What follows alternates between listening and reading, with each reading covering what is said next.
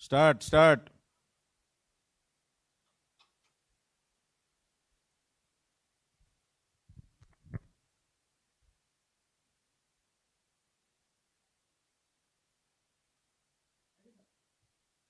అందరికీ నమస్కారం.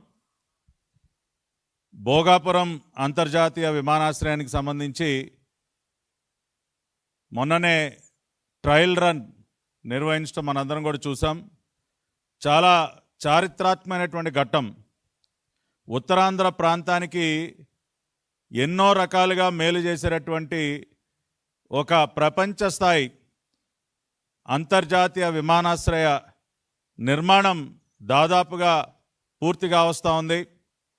Trial run కూడా మొన్న దిగ్విజయంగా కేంద్ర పౌర విమానయాన శాఖ మంత్రి రామ్మోహన్ నాయుడు గారి సారథ్యంలో